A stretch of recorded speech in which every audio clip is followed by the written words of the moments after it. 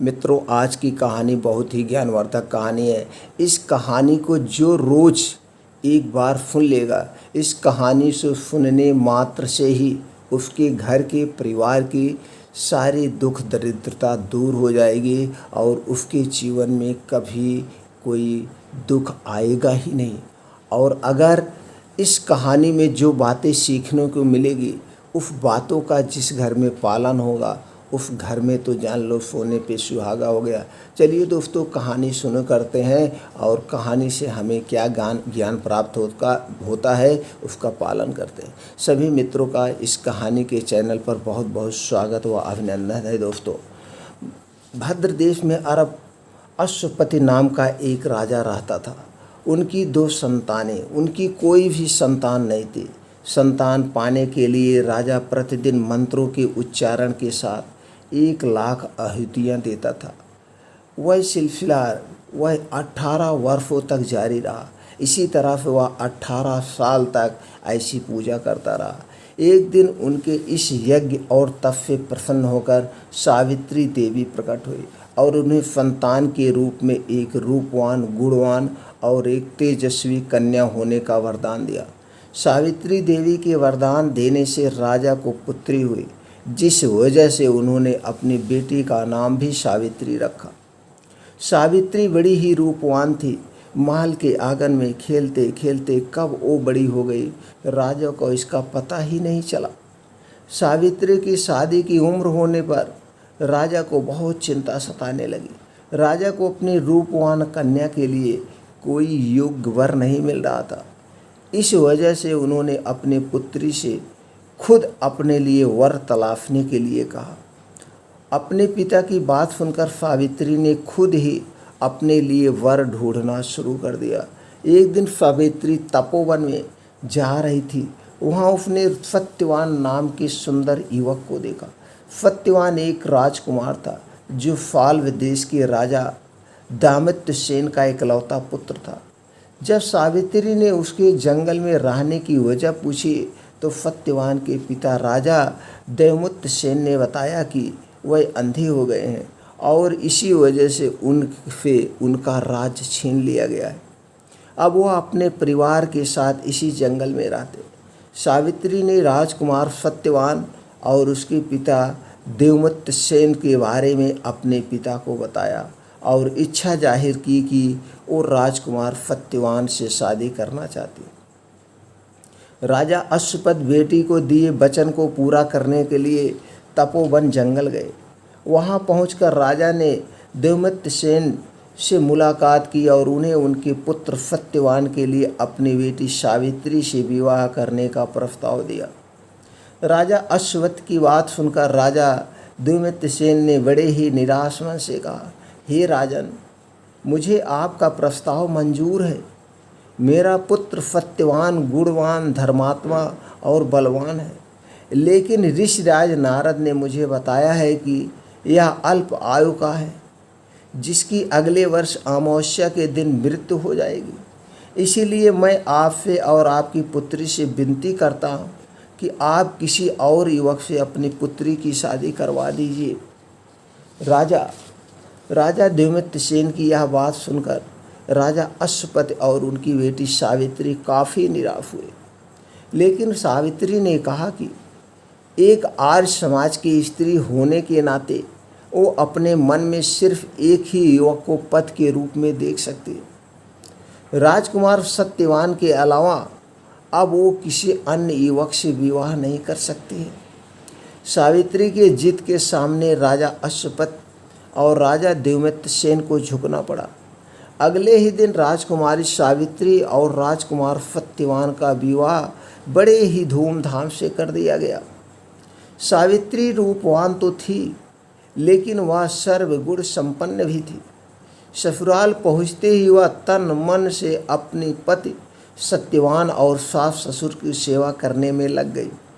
देखते ही देखते 1 वर्ष निकल गया और सत्यवान की मृत्यु का दिन करीब आ गया। जैसे जैसे दिन कट रहे थे, सावित्री का मन उदास रहने लगा। उन्होंने नारद से पूछा कि क्या वो अपने पति की उम्र को बढ़ा नहीं सकती है। तो इस पर नारद ने उन्हें अमावस्या के 3 दिन पहले देवी सावित्री का उपवास करने और बट के पेड़ की पूजा करने का निर्देश दिया। नारद के बताए अनुसार सावित्री ने सत्यवान की मृत्यु वाले दिन यानी अमावस्या से 3 दिन पहले देवी सावित्री के नाम का उपवास किया और बट के पेड़ की पूजा की। साथ ही अपने पितरों का पूजन भी किया। देखते ही देखते 3 दिन भी निकल गए और अमावस्या यानी सत्यवान की मृत्यु का दिन आ गया। हर रोज की तरह अमावस्या के दिन भी सत्यवान जंगल में लकड़ी काटने गया और सावित्री भी उसके साथ गई। लकड़ी काटते समय सत्यवान ने सावित्री को बताया कि अचानक उनके सिर में तेज दर्द हो रहा है। सत्यवान की यह बात सुनते ही सावित्री समझ गई यही उसके पति के जीवन का आखिरी पल है।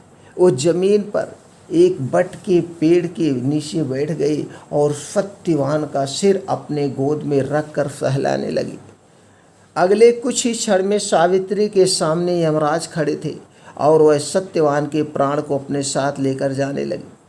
सावित्री भी यमराज के पीछे पीछे जाने लगी। यमराज ने पहले तो सावित्री को बहुत मनाया कि वह जो भी कर रहे हैं वो पहले ही लिखा गया है, वो बस अपना कर्म कर रहे हैं।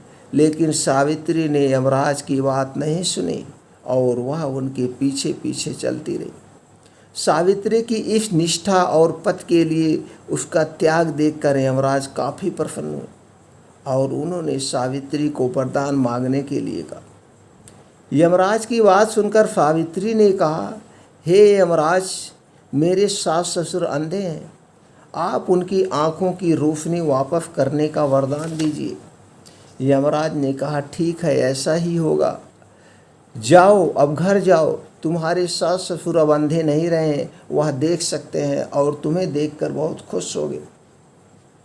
ऐसा कहने के बाद यमराज फिर आगे बढ़ने लगे, लेकिन सावित्री फिर से उनके पीछे पीछे चलने लगी। यमराज ने सावित्री को वापस जाने के लिए कहा, लेकिन सावित्री ने मना कर दिया। उसने यमराज से कहा कि वह बस अपने कर्तव्य और पत्नी व्रता का पालन कर रही है, इसलिए जहाँ जहाँ उसके पति जाएंगे वह उनके पीछे पीछे चलेगी। सावित्री की इस बात को सुनकर यमराज फिर से काफ़ी प्रभावित हुए। उन्होंने सावित्री को एक और वरदान मांगने के लिए कहा। सावित्री ने कहा, मेरे ससुर दामत्तसेन साल्व देश के राजा थे, लेकिन किसी ने उनसे उनका राज्य छीन लिया है। कृपया करके आप उन्हें उनका राज्य वापस मिलने का वरदान दें। यमराज ने सावित्री के इस वरदान को भी पूरा कर दिया और कहा, जाओ, अपने ससुर के राज्य में जाओ। अब वो जंगल में नहीं, अपने महल में हैं, आराम कर रहे हैं। अब जा कर के अपने आप सास ससुर की सेवा करो और राजपाट में आराम से रहो। यमराज ने इतना कहा और फिर सत्यवान के प्राण को लेकर आगे बढ़ चले, लेकिन अब भी सावित्री उनके पीछे पीछे चली आ रही थी। यमराज यह देखकर काफ़ी हैरान हुए। उन्होंने सावित्री से कहा, इसकी वजह पूछी तो सावित्री ने बताया कि एक पत्नी का फर्ज है कि वो वहीं रहेगी जहाँ उसका पति रहेगा। अगर उसे ससुर के महल में उसके पति नहीं होंगे तो उस महल में उनके जाने का कोई अर्थ ही नहीं है। सावित्री की इस बात को सुनकर यमराज काफ़ी प्रसन्न हुए।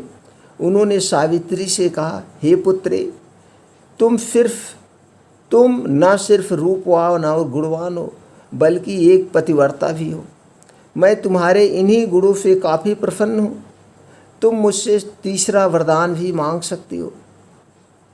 यमराज की इस बात को सुनते ही सावित्री ने कहा, हे यमराज, आप मुझे 100 संतानों की माँ बनने का वरदान दे दो। 100 संतानों की माँ बनने का वरदान दे दो। सावित्री के इस वरदान को सुनते ही यमराज ने कहा, हे पुत्री, अब घर जाओ। मैं तुम्हारे इस तीसरे वरदान को भी पूरा कर देता हूँ। तुम 100 साहसी और पराक्रमी संतानों को जन्म दोगी।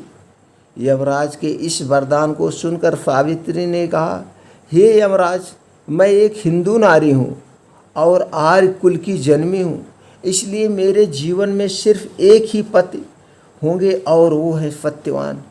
इसलिए आपको अपने वरदान के अनुसार मेरे पति सत्यवान को फिर से जीवित करना होगा, फिर से जीवित करना होगा।